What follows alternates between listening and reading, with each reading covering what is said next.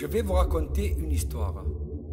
En me baladant dans les calanques de Marseille avec quelques collègues, aux abords d'une falaise, mon regard fut attiré par un reflet d'une forme étrange dans l'eau.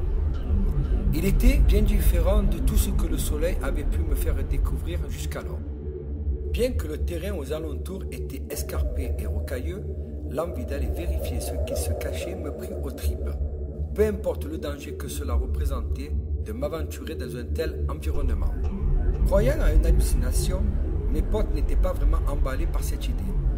Mais l'endroit semblait si sympathique qu'au final, ils ont décidé de me suivre. Après une longue et périlleuse descente, je me suis rapidement jeté à l'eau sans savoir ce que j'allais y trouver. La lune. Le délire prit possession de moi. Devant mes yeux, une méchante statue était posée là. Vu son état, elle devait s'y trouver depuis un bail. En ce moment précis, vous imaginez bien que notre objectif c'était de la sortir de l'eau.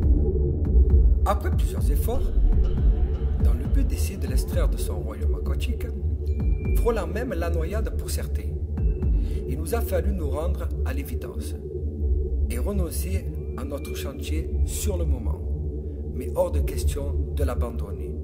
Inquiets et soucieux de la sortir de là, nos regards se posent sur un bateau de pêche qui avait jeté l'ancre à 50 mètres de la côte. Sans pitié, nous sommes partis le rejoindre à la nage, afin de convaincre les pêcheurs de nous aider, ce qui fut le cas. Quelques heures plus tard, elle se retrouvait dans mon local. En pleine admiration devant cette statue venue de nulle part ailleurs, patinée et rouillée par le temps, l'idée de la décaper était mon premier objectif. Après plusieurs journées de fraises et de meules, la voilà dans son état d'origine. En regardant le résultat, quelle déception, dégoûté.